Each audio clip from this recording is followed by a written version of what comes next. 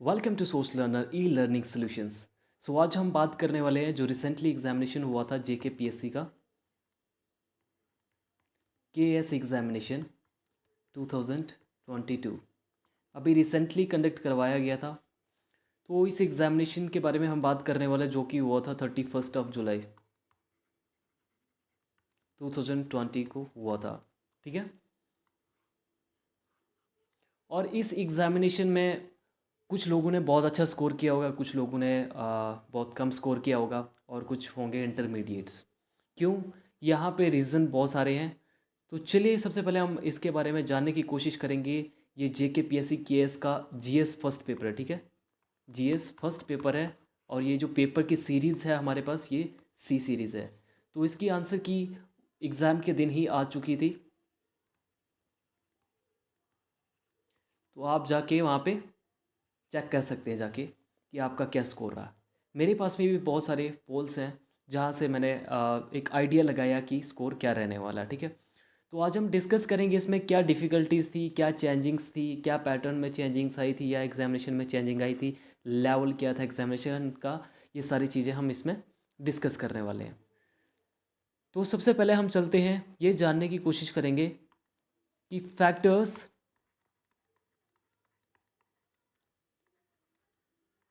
Determining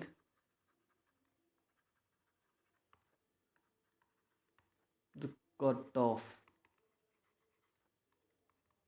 के S 2022 का cut off जो है, कौन कौन से फैक्टर्स इसको डिटरमाइन करेंगे, ये सब हम डिस्कस करेंगे यहाँ पे। ठीक है।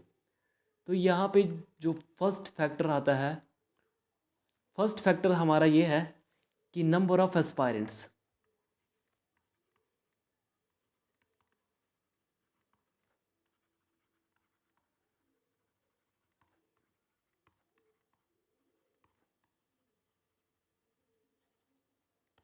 सबसे पहली बात आती है कि number of aspirants appearing in the examination. उसके बाद दूसरे नंबर पे आता है नंबर ऑफ वैकेंसीज। तीसरे नंबर पे आ जाता है, सबसे पहला आ गया number of aspirants appearing in the examination. उसके बाद आता है नंबर ऑफ वैकेंसीज। उसके बाद आता है डिफ़िकल्टी।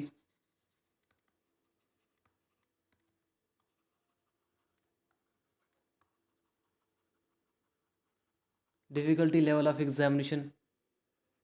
फिर यहाँ पे आता है previous year cut offs.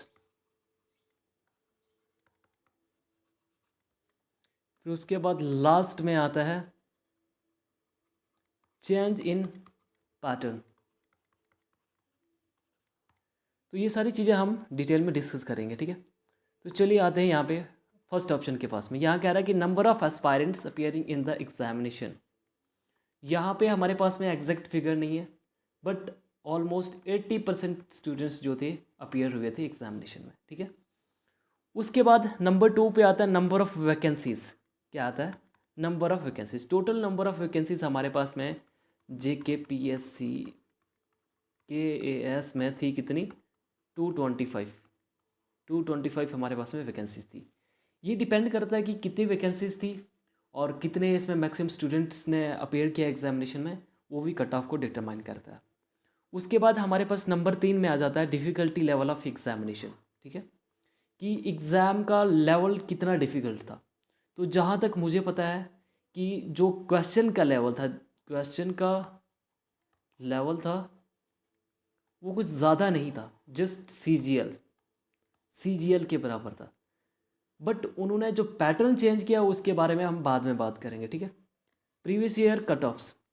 Previous year cut off से भी हम डिटरमाइन कर सकते हैं कि हमारा जो इस साल का जो कट ऑफ रहने वाला है, क्या कट ऑफ रहने वाला। तो यहाँ पे देखा जाए 2021 का अभी जेकेपीएससी ने रिलीज़ नहीं किया है स्कोर, तो यहाँ से हम कोई भी एक आइडिया जनरेट नहीं कर सकते हैं। लेकिन हमारे पास में 2018 का कट ऑफ है, उसके थ्रू हम एक आइडिया जनरेट कर सकते हैं कि क्या कट ऑफ रहने वाला। उसके बाद नंबर 5 पे आता है, बहुत इंपॉर्टेंट और मैन रोल जो प्ले कर रहा है वो यही कर रहा है। ठीक है, चेंज इन द पैटर्न। इस बार जेकेपीएससी ने बहुत सारी चेंजिंग कर दी। अब चेंजिंग कितने प्रकार की? दो प्रकार की, दो टाइप की चेंजिंग्स इन्होंने कर दी। एक जो था क्वेश्चन का लेवल और दूसरा था जो ऑप्शन का लेवल। देखिए, जो उन्होंने क्वेश्चन पूछा था, जो उनका कंटेंट था, जो उन्होंने क्वेश्चन पूछा था, उसका लेवल एसएससी सीजीएल के बराबर था, ठीक है। और ये जो ऑप्शन का लेवल था और पैटर्न था ना, इसका पैटर्न था जो इसका, वो था यूपीएससी का। तो यहाँ से हमारे पास में एक जो फॉर्मल आइडियाज है वो जनरेट हो जाता है। क्या होता है कि जो लेवल था क्वेश्चन पेपर का वो एसएससी सीजीएल का था, और जो ऑप्शन लेवल था वो था यूपीएससी के लेवल का। अब यहाँ पे जिसने भी एसएससी सेंट्रल गवर्नमेंट एग्जामिनेशन के लिए एसएससी सीजीएल के लिए प्रेपरेशन कर रहा था, या तो सीडीएस के लिए प्रेपरेशन कर रहा था, या तो जेके पीएससी की पहले से प्रिपरेशन कर रहा था, उन लोगों के लिए यहाँ पे बेनिफिट है। उन लोगों के लिए यहाँ पे बहुत ज़्यादा बेनिफिट है, क्योंकि यहाँ पे क्वेश्चंस जो जनरेट हुए, जो यूपीएससी तो एक नंबर पे ना, जो यूपीएससी की तैयारी करे वो तो एक नंबर पे आता है, ठीक है। अब यहाँ पे क्या था कि ऑप्शन जो थे ना वो यूपीएससी के लेवल के पूछे थे, कि एक ही क्वेश्चन के बहुत अलग अलग तरीके से पूछे थे। कैसे पूछे थे, कैसे मैंने कहा कि ये लेवल कम है, कैसे मैंने कहा कि ये यूपीएससी के लेवल का था, इसको हम डिस्कस करेंगे। हम पहले 5 या 10 क्वेश्चंस को सॉल्व करेंगे, वहाँ से हमें एक आइडिया मिलेगा कि क्यों मैं ये कह रहा था और क्या इसका मेन जो रीज़न था, ठीक है। तो चलिए नेक्स्ट चलते हैं, नेक्स्ट स्लाइड पे। यहाँ पे क्या है, यहाँ पे देखो, मैंने कहा था आपको मैंने अभी कहा था कि 2018 का जो मेरे पास स्कोर है, ठीक है, 2018 का कट ऑफ आप देख सकते हैं यहाँ पे। ओपन मेरिट का था 93.21, आरबीए का था 73.25, एससी का था 74, एसटी का था 69, एएलसी का था 70, एसएलसी का था 73। अब देखना दिक्कत कहाँ पे आती है। मेन जो दिक्कत है 2018 में देखा जाए अगर, तो 2018 में ई लर्निंग सॉल्यूशन प्लेटफॉर्म्स इतने ज़्यादा नहीं थे, और लोग भी इतने ज़्यादा अवेयर नहीं थे, कंपटीशन भी इतना ज़्यादा नहीं था, और पेपर भी हार्ड नहीं आता था। फिर भी अगर हमारा स्कोर जो है 93 जा रहा है, 93 जा रहा है, तो आप सोच सकते हैं इस बार लोगों ने मेहनत भी करी थी, लेकिन पेपर का जो लेवल था वो भी हार्ड हुआ था, लेकिन जो ई लर्निंग प्लेटफॉर्म्स है वो भी बहुत ज़्यादा बढ़ गई हैं। अब यहाँ पे एक और चीज़ देखने वाली है, मेन चीज़, यहाँ पे हमने करवाया था पोल। अब यहाँ पे जो रिजल्ट निकल के आए ये भी डिटरमाइन करेंगे कट ऑफ को। Score in today's KAS paper after answer की 655 स्टूडेंट्स ने यहाँ पे वोट किया है। मोस्ट प्रोबेबली जहाँ तक मुझे दिख रहा है कि 40 से लेके 80 तक, 40 से लेके 80 तक जो स्कोर किया लोगों ने, 50% लोग ने यहाँ पे इसको सिलेक्ट किया कि जिनके मार्क्स 40 से लेके 80 के अंदर है। और इससे जो पहले हैं वो है जस्ट अबाउट 25 to 30%, और यहाँ पे 30% यहाँ पे रख लो, ठीक है, 20% रख लो यहाँ पे, 20% जो 80 से प्लस है।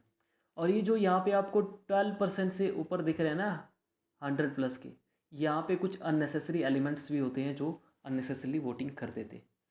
तो जो मोस्टली देखा जाए सबसे बड़ा जो हमारे पास स्कोर आ रहा है वो आ रहा 40 से 50 में 20%, 50 से 60 में 16%, और 10% 60 से 17, और 7% 70 to 80।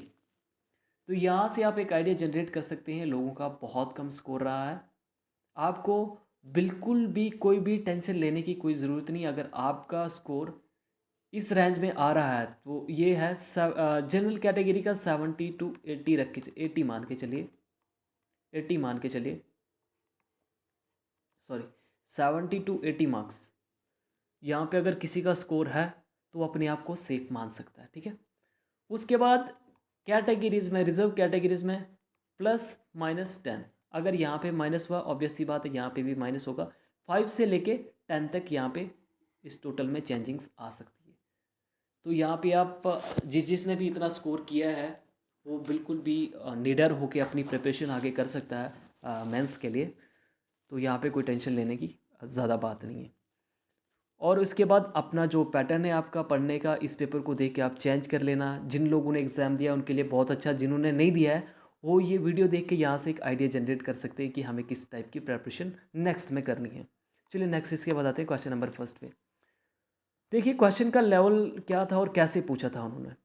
क्वेश्चन नंबर हमें फर्स्ट दिख रहा है और इस क्वेश्चन में पूछा identify the correct match of the Indian parliamentary closures motion, closure motions. अब ये क्लोजर मोशंस आपने तो पढ़े होंगे, जी हाँ बिल्कुल पढ़े होंगे। कहाँ पढ़े होंगे? आपने पढ़े होंगे डिवाइसेस ऑफ पार्लियामेंट्री प्रोसीडिंग्स के अंदर।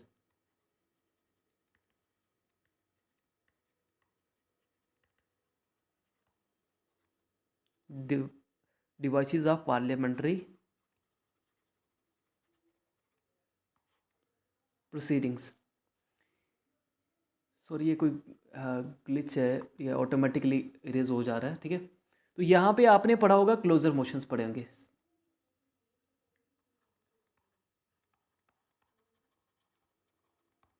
क्लोजर मोशंस पढ़े होंगे। और क्लोजर मोशंस में भी आपने पढ़े होंगे 4 टाइप के क्लोजर मोशंस होते हैं, 4 टाइप के क्लोजर मोशन होते हैं। फर्स्ट आता है सिंपल क्लोजर, दूसरा आता है क्लोजर बाय कंपार्टमेंट, तीसरा आता है कंगारू,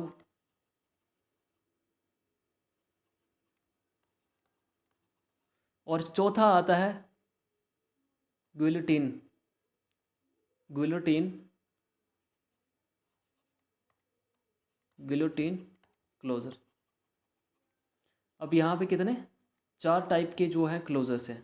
ये चीज़ें सब आपने पढ़ी हैं, बट यहाँ पे दिक्कत क्या थी कि आपने सिर्फ इतना ही पढ़ा कि सिंपल क्लोजर होता है, क्लोजर बाय कंपार्टमेंट्स होता है, कंगारू क्लोजर्स होता है और गिलोटिन क्लोजर्स होता है। बट आपने इनकी डेफिनेशंस को याद नहीं रखा। यहाँ पे इन्होंने डायरेक्टली डेफिनेशंस पूछ दी हैं, ठीक है, आंधी है डेफिनेशंस। यहाँ पे डायरेक्टली उन्होंने डेफिनेशन से क्वेश्चन पूछ दिया है। जो सिंपल देखिए, सबसे पहले क्लोजर मोशंस होते क्या हैं ये आप लोगों को पता होगा, फिर भी मैं एक्सप्लेन करने की कोशिश कर रहा हूँ। ये क्या होता है कि पार्लियामेंट में किसी भी मैटर के ऊपर जब डिबेट होती है, उस डिबेट को कम करने के लिए मेंबर के द्वारा एक प्रपोजल रखा जाता है पार्लियामेंट में। अगर ये प्रपोजल पास हो जाता है तो इससे क्या होता है कि डिबेट में शॉर्टकट आ जाता है, कि मतलब डिबेट को जल्दी ख़त्म कर दिया जाता है और उसको वोट के लिए रख दिया जाता है और उसके ऊपर वोटिंग होने लगती है। ये 4 प्रकार के क्लोजर्स होते हैं। सबसे पहले आता है सिंपल क्लोजर, सबसे पहले आता है सिंपल क्लोजर।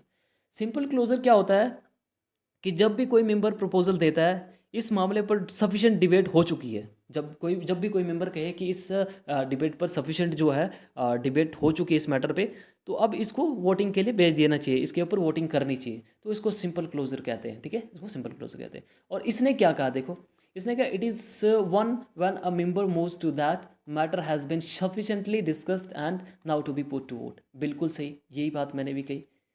दूसरा आता है closure by compartments, closure by compartments.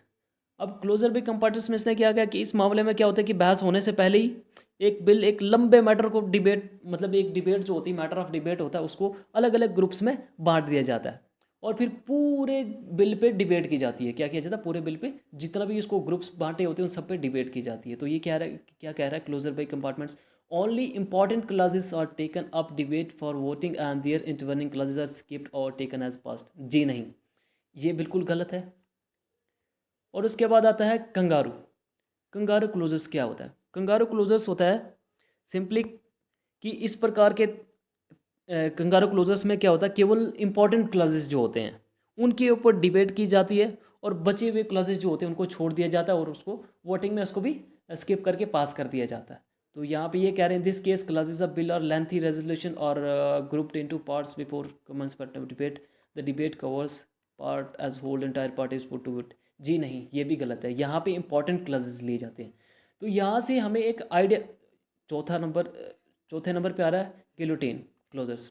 Guillotine closure क्या होता है? ये तब होता है जब समय की कमी के कारण किसी बिल या रेजोल्यूशन के बिना उसके ऊपर डिबेट वाले पार्ट्स को भी डिबेट वाले पार्ट के साथ में पास कर दिया जाता है। It is when the undiscussed clauses of a bill or resolution are also put to the vote along with the discussed one due to want of कमी टाइम की कमी के कारण। जी हाँ दोस्तों, ये भी सही है। तो यहाँ से हमें क्या पता चला कि जो 2 था ये गलत था, 3 गलत था। बट आपने एक चीज़ देखी होगी कि ये रिवर्सल है। तीसरे का जो आंसर है वो सेकंड में दिया है, सेकंड का आंसर जो है ये थर्ड में दिया है। यहाँ पे ये गलत था, यहाँ पे ओनली 2 स्टेटमेंट सही हैं, तो ऑप्शन बी हमारा जो है करेक्ट है, ओनली 2 ऑपरेशन। इसमें आपको क्या करना था, पढ़ा सब कुछ था आपने, बट जस्ट आपने रिमाइंड नहीं किया था, उस तरीके से रिमाइंड नहीं किया था कि आपने सोचा होगा कि नॉर्मली क्वेश्चन आएंगे। तो ये था फर्स्ट क्वेश्चन नंबर। उसके बाद चलते हैं हम सेकंड क्वेश्चन पे। क्वेश्चन नंबर जनाब अली, क्वेश्चन नंबर सेकंड आ गया। Consider the following statements of regarding CJI, chief justice of India.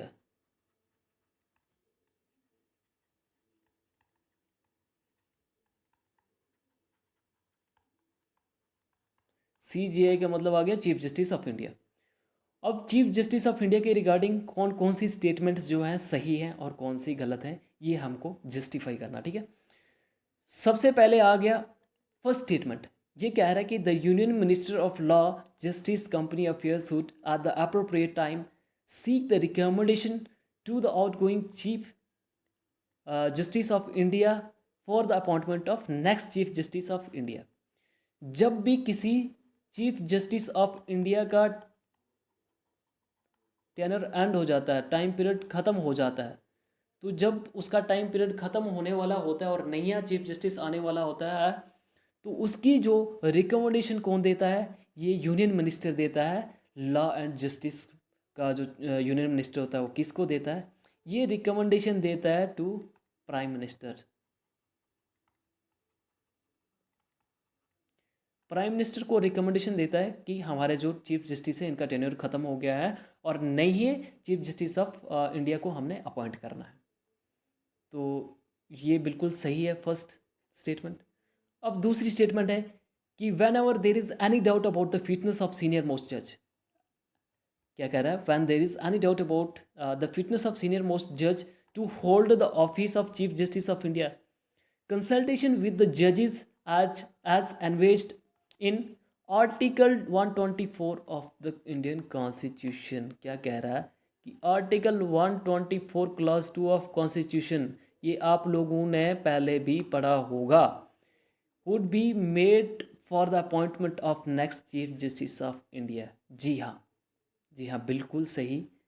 Second option जो है ये भी सही है। क्या है, सेकंड ऑप्शन भी बिल्कुल सही है, क्योंकि चीफ जस्टिस ऑफ इंडिया जो होते हैं ये किसके द्वारा इलेक्ट किए, अपॉइंट किए जाते हैं, ये अपॉइंट किए जाते हैं प्रेसिडेंट के द्वारा under article 124 clauses 2 of Indian constitution by the advice of, ठीक है, by the advice of prime minister, ठीक है। अब तीसरा ऑप्शन जो आ रहा है हमारे पास, after receipt of the recommendation of chief justice of India the union minister of law, justice and company affairs will put up recommendation to the president in the matter of appointment. जी नहीं दोस्तों, यही चीज़ अब तक मैं पढ़ रहा था और अभी ये चीज़ यहाँ पे पूछी है। देखिए, बहुत सारे लोग यहाँ पे गलती कर देंगे, क्योंकि सबको पता है चीफ जस्टिस ऑफ इंडिया को अपॉइंट कौन करता है, प्रेसिडेंट। बिल्कुल, जी हाँ दोस्तों, अपॉइंट प्रेसिडेंट करता है। तो यहाँ पे इन्होंने क्या किया है कि recommendation to the president in the matter of appointment, यहाँ से तो आप देखेंगे कि president in the matter of appointment देख के आप इसको टिक कर देंगे। जी नहीं दोस्तों, जो यूनियन मिनिस्टर होता है लॉ एंड जस्टिस का, ये पीएम को रिकमेंड करता है। रिकमेंड किसको, पीएम को करता है, और पीएम उसके बाद फर्दर एडवाइस करता है, प्रेसिडेंट को, प्रेसिडेंट ऑफ इंडिया को, देन प्रेसिडेंट ऑफ इंडिया जो है इसके ऊपर एक्शंस लेता है। तो इसके जो फर्स्ट एंड ये थर्ड ऑप्शन रॉन्ग आ गया, तो इसका option D, first and second options are very correctly. अब इसके बाद नेक्स्ट में चलते हैं क्वेश्चन नंबर थर्ड पे। क्वेश्चन नंबर थर्ड पे अब ये incremental model of policy making process was propounded by, ये थोड़ा सा एक क्वेश्चन है जो आपको याद रखने की ज़रूरत थी। Normal simple question, single option answer है इसका। तो ये जो थ्योरी आई थी, इंक्रीमेंटल मॉडल थ्योरी, ये आई थी 1950 में। 19 एक अमेरिकन अमेरिकन पॉलिटिकल साइंटिस्ट थे, अमेरिकन पॉलिटिकल साइंटिस्ट के द्वारा, जिनका नाम था चार्ल्स लिंडब्लॉम। चार्ल्स लिंडब्लॉम ने 1950 में ये incremental model of policy of making theory दी थी।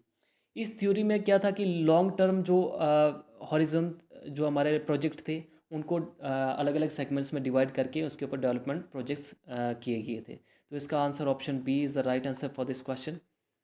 अब उसके बाद चलते हैं क्वेश्चन नंबर 4 पे। यहाँ पे आ गया क्वेश्चन नंबर 4। यहाँ पे बोल रहा है कंसीडर द फॉलोइंग स्टेटमेंट्स। यहाँ पे फिर से स्टेटमेंट्स दे दी। स्टेटमेंट फर्स्ट कह रहा है कि unlike the Rajya Sabha chairman the speaker of Lok Sabha can not suspend a member without adopting a motion of suspension. जी हाँ दोस्तों, बिल्कुल सही कहा इन्होंने कि राज्यसभा के चेयरमैन के सिवा जो स्पीकर ऑफ लोकसभा होते हैं वो किसी भी मेंबर को सस्पेंड नहीं कर सकते विदाउट मोशन ऑफ सस्पेंशन के। Motion motion motion of suspension, तो यहाँ से मोशन ऑफ सस्पेंशन के बिना कोई भी किसी भी मेंबर को लोकसभा के जो स्पीकर होते हैं उसको निकाल नहीं सकते, मतलब सस्पेंड नहीं कर सकते। और इसमें 2/3 का वोट मेजॉरिटी चाहिए होता है जब भी किसी मेंबर को सस्पेंड करना होता है। तो फर्स्ट ऑप्शन बिल्कुल सही है। अब सेकंड ऑप्शन है while the Rajya Sabha chairman is empower to place a member under the suspension. जी हाँ, बिल्कुल, जो राज्यसभा के चेयरमैन होते हैं वो किसी को भी किसी भी मेंबर को सस्पेंड कर सकते हैं। The authority for revocation of this order is not vested to him. और इसका जो ऑर्डर वापस लेने की जो पावर होती है उनके पास नहीं होती है। तो दोस्तों ये भी बिल्कुल सही है। ये भी under presiding officer act rule number 255 के अंडर क्या होता है कि अनरूली बिहेवियर के कारण किसी को भी, किसी मेंबर को भी विड्रॉ कर दिया जाता है या उसको सस्पेंड कर दिया जाता है। अभी रिसेंटली 19 अपोजिशन मेंबर को राज्यसभा से सस्पेंड किया गया था। ठीक है, तो इसके हम देख सकते हैं both first and second both are correct answers. अब उसके बाद आते हैं क्वेश्चन नंबर 5 पे। क्वेश्चन नंबर 5 को क्वेश्चन नंबर 5 अब इसमें कह रहा कि यार ये एक तो ये मुझे इसकी प्रोनाउंसिएशन नहीं आती। What is not explicitly stated that in the constitution of India but followed as conventional. तो एक्सप्लिसिटली ये प्रोनाउंसिएशन बोलने में बहुत दिक्कत आती है। ये होता है स्पष्ट रूप से, किसी कोई भी चीज़ स्पष्ट रूप से, स्टेटेड इन द कॉन्स्टिट्यूशन, स्पष्ट रूप से हमारे कॉन्स्टिट्यूशन में नहीं है। ठीक है, but followed as a conventional, जो हमारे कन्वेंशनल तरीके से चलती आ रही, ट्रेडिशनल तरीके से जिसको कहते हैं हम, तो उस तरीके से हमारे साथ में मतलब चलती आ रही है। तो ऑप्शन ए में कह रहा है कि the finance minister is to be member of lower house, member of lower. नहीं, इट इज़ नॉट कंपलसरी, तो ये गलत आंसर है। बी पार्ट कह रहा है the prime minister has to resign if he loses the majority in the house. जी हाँ दोस्तों, बिल्कुल सही है, बिल्कुल सही ऑप्शन है कि प्राइम मिनिस्टर अगर मेजॉरिटी नहीं ले पाया लोअर हाउस में तो उसको रिज़ाइन करना पड़ता है। No confidence motion,